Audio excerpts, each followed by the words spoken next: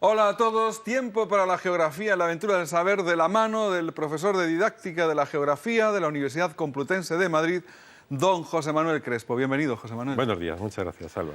Si me acuerdo bien, ¿no?, íbamos a hablar hoy de agallas, pero no de tener valor, ¿no?, como ser humano, ¿no?, y tampoco de un órgano de los peces, sino algo relacionado con los árboles. Yo no tengo ni la menor idea. Bueno, vamos a asomarnos a una de las cosas que a mí como naturalista más me ha apasionado, ¿no?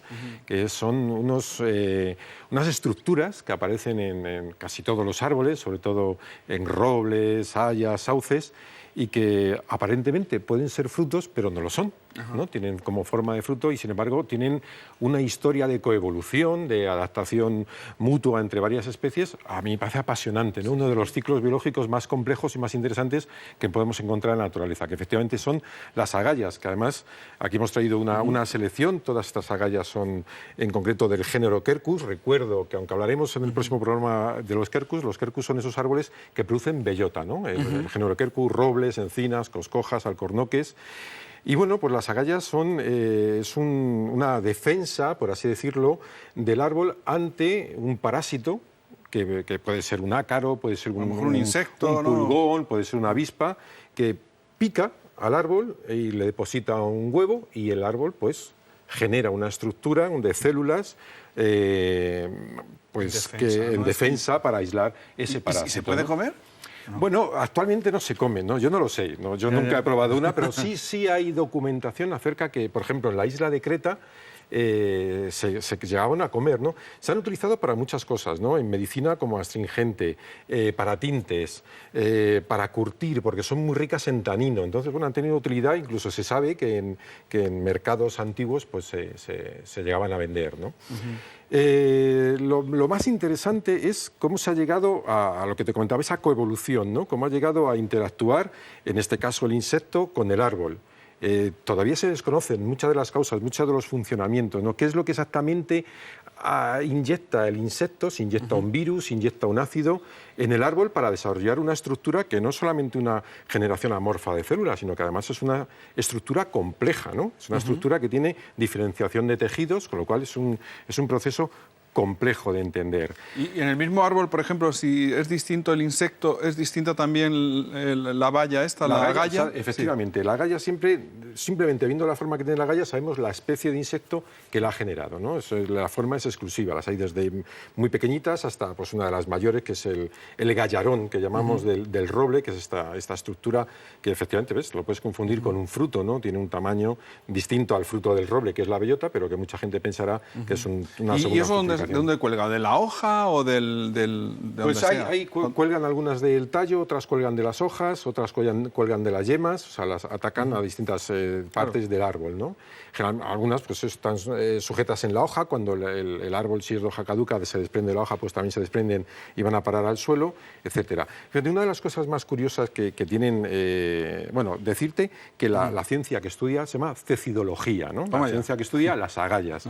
Los insectos, bueno, no solamente producen insectos, como te decía, agallas, ¿no? También ácaros, virus, pero bueno, en el caso de las especies, por ejemplo, en la península ibérica, que más agallas provocan, pues son insectos. Y dentro de los insectos, pues son un grupo de avispas, ¿no? Los cinípedos, que es un grupo de avispas diminutas, que apenas las vemos porque tienen, digamos, unos ciclos biológicos en los que cuesta verlos. Son las que provocan el 70% de las agallas de la península ibérica. Y dentro de los, digamos, de los huéspedes, los árboles a los que pican, pues la mayor parte es sobre robles, ¿no? Por lo tanto, si queremos ver agallas, pues lo que podemos hacer es siempre buscar en género Quercus, y robles, encinas, alcornoques, coscojas, etcétera.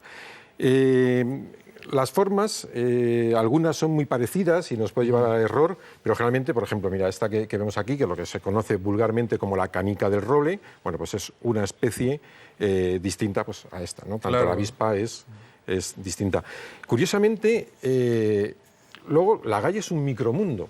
¿Por qué? Porque primero la genera el parásito, pero es que luego además también soporta a otros parásitos que a su vez parasitizan al parásito del árbol. O sea, que ponen sus huevos sobre la avispa que ha generado la agalla y se alimentan de esa larva.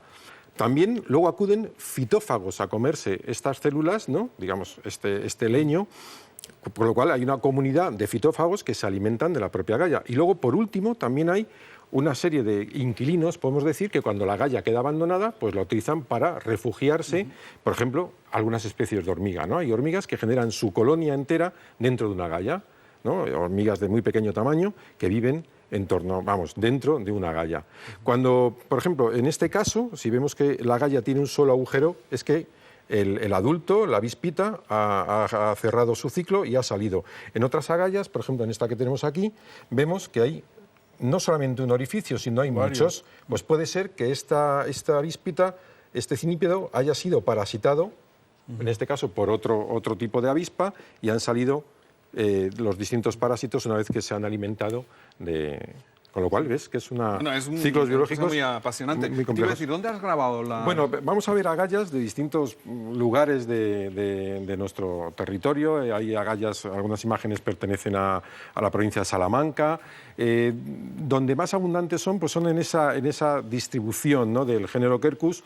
Por lo tanto, mira, aquí estamos al pie del recientemente declarado Parque Nacional de la Sierra de Guadarrama y tenemos la bola del mundo, la maliciosa, y es un paisaje, una dehesa con fresnos, encinas y robles, ¿no? Aquí tenemos quizás una de las mejores especies para encontrar agallas, que es el Quercus pyrenaica, también conocido como melojo, rebollo, que dedicamos un programa hace tiempo, recordarás a él. Mira, aquí tenemos el gallarón, ¿no? Es uno de los nombres que recibe, agalla del roble o gallarón, que es la de mayor tamaño. Fíjate, está en proceso de formación. No, está todavía verde. Está verde, o sea, que sigue casi el mismo proceso que otras estructuras del árbol, como un fruto, ¿no? Incluso a veces comienzan de un color rojo, también parecido a las hojas cuando salen. Aquí vemos, en este caso nos mueve un poco la imagen el viento, cómo vamos a decir, ha madurado, no es cierto porque no es madura, pero cómo se va transformando como las otras estructuras del árbol, como si fuera una bellota cambiando de color, ¿no? Aquí estaría más desarrollado, ahí dentro está durmiendo, desarrollándose el cinípedo. Mira, hemos abierto una, ¿no?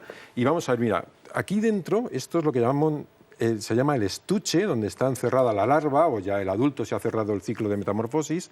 Toda esta parte de aquí es el tejido del que se alimenta, ¿no? El tejido que también la protege, porque tiene esa doble función. Por un lado se protege, por otro lado se alimenta, y luego pues una epidermis, ¿no? Aquí nos acercamos a ese estuche, que es como una especie de huevo en el que está dentro pues el cinípedo, ¿no? Esto es lo que te decía, muy complejo, ¿no? Evolutivamente. Ahí hemos abierto la cápsula y hemos encontrado una avispa que no te sonará, ¿no? No es una avispa comúnmente lo veamos, ¿no? Sí. Tienen algunas especies unas características en su desarrollo curioso, ¿no? Hay especies que un año dan ejemplares sexuados y otro año dan solo hembras que se reproducen por partenogénesis, ¿no?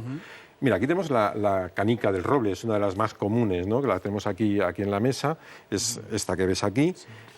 Fíjate que además cualquiera pensaría que es un fruto, ¿no? Claro. Efectivamente, pero no, es la acción de un parásito que en general no tiene por qué perjudicar gravemente al árbol, ¿no? Es un parásito, digamos, leve. Aquí vemos esta canica del roble en el que vemos, en este caso suele haber distintos, varios ejemplares, y vemos las emergencias, ¿no? Los agujeros de salida, por eso ese tejido tan blandito que le es fácil al imago ir comiendo para salir, ¿no?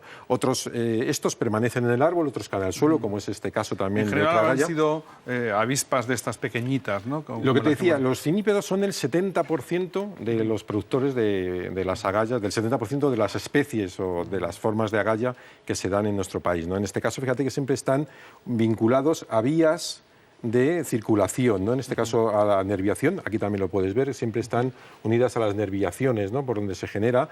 Nos puede recordar un poco a la creación de una perla en una ostra, ¿no? Es distinto, pero también sabes que la ostra genera digamos, el nácar alrededor de la piedra que se introduce en su interior para protegerse. Pues aquí el árbol también genera esa capa de células para protegerse, ¿no? Fijamos aquí unas, pues no de mucho menor tamaño, de otra especie, ves que son muy pequeñitas, muy distintas, también siempre en esas vías en las nerviaciones de la hoja. Seguimos ante un va llegando roble la savia, enoje, ¿no? va llegando la savia, efectivamente. Estas, probablemente cuando la hoja ya otoñe y caiga al suelo, será cuando pueda. Aquí tenemos unas de forma lenticular muy características. Hemos traído, no de esta especie no hemos traído ninguna. Y son, pues, muy características. Fíjate que también están unidas ahí a esa zona de circulación en este caso, siempre en el...